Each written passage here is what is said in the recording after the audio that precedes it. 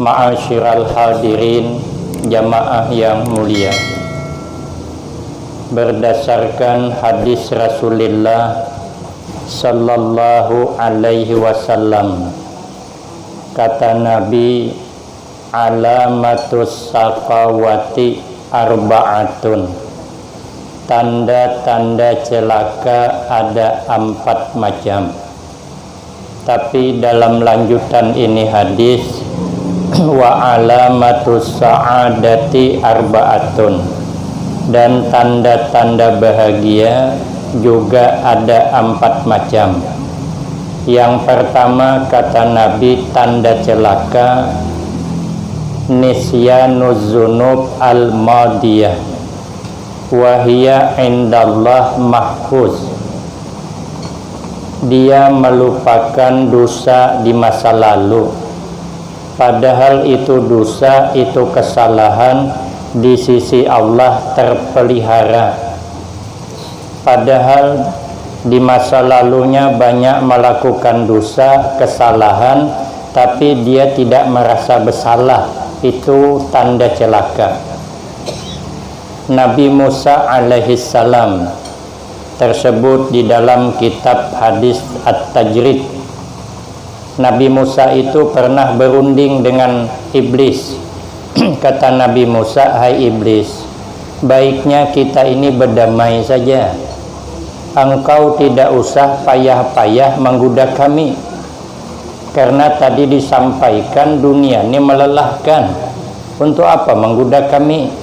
Apa untungnya engkau cuman menghandalkan dendam kepada Nabi Adam alaihissalam? Kata iblis, saya siap kita berdamai. Saya tidak lagi menggoda anak Bani Adam, tapi ada syarat. Kau pintakan kepada Allah agar laknat untuk kami dicabut. Lalu Nabi Musa munajat kepada Allah agar laknat untuk iblis dicabut. Allah berikan jawaban, laknat akan dicabut, tapi sampaikan kepada iblis, suruh dia ke kuburan Nabi Adam, suruh sujud di sana. Mendengar begitu, kata iblis, jangankan hendak sujud di kuburannya, ini waktu hidup saja saya tidak sujud. Artinya apa? Iblis tidak merasa melakukan kesalahan, makanya celaka. Tapi kata Nabi, tanda orang bahagia itu zikrul zunub al-madiyah. Dia selalu mengingat-ingat dosa di masa lalu. Orang mukmin itu, kata Nabi, kalau melakukan dosa ibarat orang berada di bawah gunung, yang gunung itu akan roboh. Macam mana dirinya hendak keluar dari tempat itu? Begitulah kita orang mukmin yang melakukan dosa ingin segera keluar daripada kesalahan, karena ibarat orang duduk di bawah gunung, gunung itu akan jatuh satu. Yang kedua, tanda orang itu celaka, kata Nabi, yang kedua, zikrul hasanat al-madiyah wala yadri akubilat amruddat. Dia selalu menyebut-nyebut kebaikan yang telah lalu, padahal dia tidak tahu kebaikannya itu diterimakah kadakah. Karena amal baik itu diterima atau tidak tergantung keikhlasan kita. Maka itu kata Nabi, akhlisu a'malakum lillah fa innallah la yaqbalu illa ma khalasa. Ikhlaskan olehmu di dalam beramal karena Allah. Karena Allah tidak menerima amal hamba kecuali ikhlas. Ikhlas itu artinya bersembunyi di dalam hati. Maka itu keikhlasan itu harus selalu bersembunyi di dalam jiwa kita. Saya mencontohkan ikhlas itu ibarat bangunan. Itu yang membuat kuat bangunan itu karena ada besi bersembunyi di dalam itu bangunan. Kalau besi tidak mau bersembunyi di dalam itu bangunan, setinggi apapun bangunan, sebesar apapun akan roboh. Begitu pula kegiatan yang kita adakan, kalau tidak ada ikhlas bersembunyi di dalam jiwa kita, maka pahalanya roboh. Kenapa bangunan gedung itu kuat? Karena ada besi bersembunyi di dalam bangunan. Walaupun besi itu tidak pernah disanjung orang. Kalau ada bangunan kuat, besar, orang bilang hebat bangunan rumah orang nih. Padahal yang hebat bukan bangunan rumah itu, besi nang bersembunyi itu hebat. Tapi besi tetap dia bersembunyi di dalam itu bangunan. Makanya kuat apa tidak bangunan tergantung besi. Tidak ada orang berulah rumah besinya di luar, corannya di dalam. Kecuali orang bebungulan. Menurut orang pintar kada mau. Makanya kita nih beramal jangan pamer begitu. Harus bersembunyi di dalam hati, ikhlas kepada Allah. Contoh nang kedua, ikhlas itu ibarat pohon. Pohon itu kenapa maka menghijau? Kenapa maka berbuah? Karena ada perjuangan akar di bawah bumi itu. Karena akar bersembunyi di dalam bumi, akar berjuang mati-matian, menembus tanah yang keras, menembus batu-batuan, mencari sumber air, hendak menghidupi pohon, sehingga pohon hidup, dia subur, dia berkembang, inya berbuah, buahnya lebat, mangga harum manis pulang. Orang semua menyanjung itu mangga. Akar kada pernah disanjung, tapi akar kada pernah dia hendak keluar dari persembunyian. Kalau akar keluar dari persembunyiannya, maka pohon itu akan tumbang. Begitulah amal sirna pahalanya kalau tidak ada keikhlasan. Makanya kami bulik di Pekalongan, saya sering cerita, kami dipanggil kiai kami, ialah sama beliau nih, apa namanya, buat rekaman. Beliau kirim ke alumni, dibuat rekaman. Pertama kata beliau, alumni Pekalongan kalau ceramah jangan kasar-kasar. Makanya saya Suhaiminya lembut-lembut aja. Ada mau kasar-kasar, kenapa? Kita nak kasar-kasar, belum tentu kita lebih baik daripada sempian. Jangan-jangan sempian malam tadi tahajud pol, kami guringnya kepanatan. Makanya kan paharatnya ceramah. Kalau baik orang pada uang, kadang-kadang kan orang itu ada orang mulia menyembunyikan kemuliaannya. Ada. Makanya kita jangan memandang orang enteng, jangan kasar aja sidin. Nang kedua aja sidin, beramal itu harus ikhlas. Harus ikhlas. Kata Suhaimi tadi, jangan pernah mengharap-harap, tapi membayangkan tidak apa-apa. Mengharap-harap kada boleh. Sahabat Umar dikasih Nabi sesuatu, kata sahabat Umar, jangan kasih saya ya Rasulullah, masih ada yang lain membutuhkan dari saya. Kata Nabi, jangan, setiap pemberian ambil, yang penting kau tidak mengharap. Kalau orang memberi ambil, yang penting di hati jangan mengharap-harap. Kalau dalam kitab hikam nang baca beliau tadi, kita ini jangankan ceramah, berbelanja ke pasar saja mengharap kada bayar, itu tamak sudah, tamak yang dicela. Makanya aku ngalih berbelanja di pasar nih. Kadang-kadang kemarin Selasa menukar apa namanya itu, tomat sekilo, cabai seperempat, tidak dibayar kada mau. Pergi aku ke Paritiga sana makan di warung, mau dibayar tidak mau juga. Masuk kami dengan Suhaimi tuh di sop ayam kampung, sebelah tuh. Sudah dibayarkan orang. Kemana aja aku masuk dibayarkan orang. Aku coba-cobalah masuk ke toko emas. Kalau pejako ada ke yang membayar yakan, sekarangnya dede.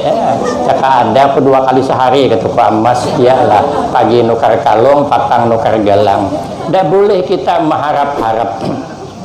Maka kalau beramal tidak ikhlas, maka amal tidak akan ada manfaat. Tapi orang tanda orang bahagia, kata Nabi, nisyanul hasanat, dia tidak mau mengingat-ingat kebaikan. Kita nih kalau mengingat kebaikan, kehebatan kita, maka timbul sombong. Iblis itu kenapa tidak mau sujud? Karena dia mengingat kebaikannya. Kata iblis, ini Nabi Adam diciptakan dari tanah sengketa pula. Tadi kan ada tanah sengketa, ada tanah yang bagus, tapi Nabi Adam diciptakan dari tanah yang ada di surga. Entahlah kita Nabi Adam diciptakan dari tanah. Aku kata iblis dari api. Kan hebat api dari tanah. Kalau tanah apalah berdiam cuman dijajak kurang kah, diludahi kurang kah, dicocok kurang berdiam. Kalau api jangan coba-coba. Maka jangan coba-coba bermain api, apalagi api cinta. Berbahaya. Kata iblis, hebat aku, untuk apa aku sujud? Kenapa? Karena iblis ini pernah jadi gurunya malaikat. Iblis itu pernah beramal di muka bumi 400.000 tahun, beramal di langit 400.000 tahun. Nabi Adam baru diciptakan, masa harus sujud mengingat kebaikan? Maka iblis sombong, tidak mau sujud.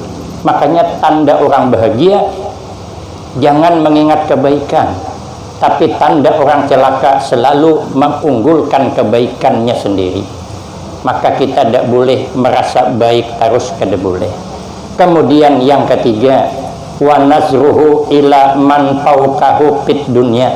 Tanda orang celaka yang ketiga, pandangannya kepada orang yang di atasnya kalau urusan dunia.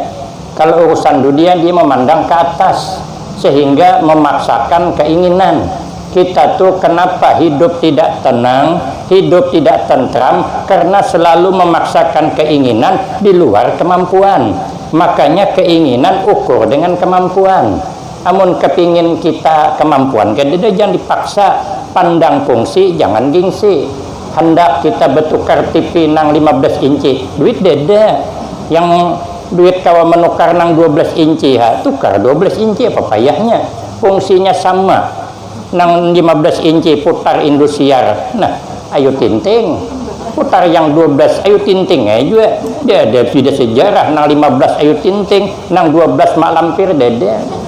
Kita misalnya hendak bertukar Honda nang kanal apa? Honda Suzuki ada NMAX ngarannya. Duit kedede bisanya menukar nek, cuman tukar Honda nek, apa payahnya?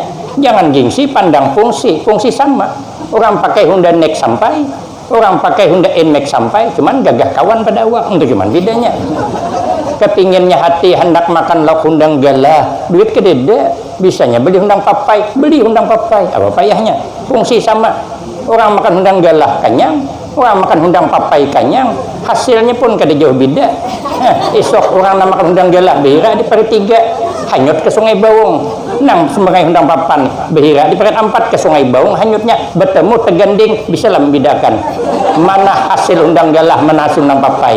Lah fungsi sama, untuk apa gengsi kita nih? Kada usah gengsi, nanti kalau kita mandang ke atas timbullah gengsi, fungsi diketepikan. Tapi tanda orang bahagia, dia memandang dunia selalu ke bawah sehingga bersyukur terus hidup. Terakhir, yang terakhir, yang keempat, tanda orang celaka, wa nasruhu ila man dunahu fiddin. Dia memandang urusan agama ke bawah, makanya dia itu ke bawah, makanya kadang mau meningkat amal. Untung aku nikatnya lumayan dah sembahyang, kawan gue tupang parah lagi. Nah, itu kan mandang ke bawah namanya. Ilmu tupang itu yang dipakai. Ilmu tupang ini lah boleh kita gagal jadi orang baik. Tapi kalau orang bahagia, kata Nabi, wa nasruhu ila man fawqahu fiddin. Dia memandang ke atas tentang agama.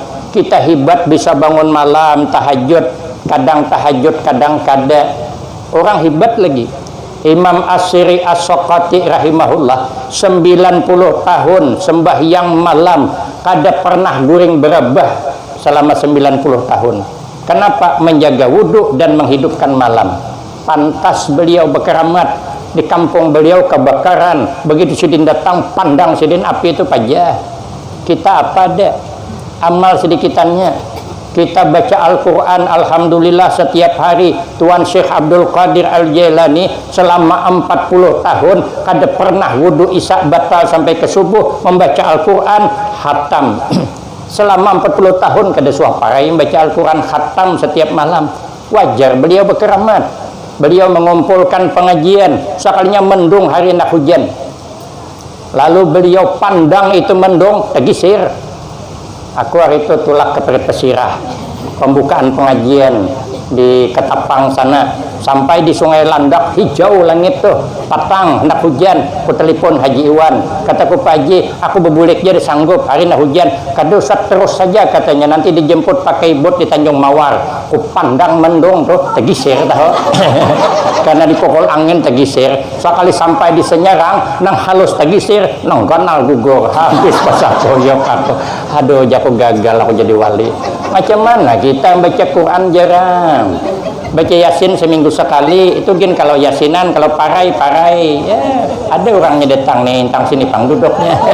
Mau kada Yasinan kada baca Yasin, maunya kita terus saja beramal. Pandang orang-orang yang hebat, amalnya luar biasa, agar kita nih terangsang terus menerus beramal ibadah kepada Allah, sehingga kita menjadi orang bahagia dunia wal akhirah, husnul khatimah wassa'adah. Amin Allahumma amin. Kiranya ini yang dapat saya sampaikan, lebih dan kurang saya banyak minta maaf. Akhirul kalam, wabillahi taufiq wal hidayah. Wassalamualaikum warahmatullahi wabarakatuh.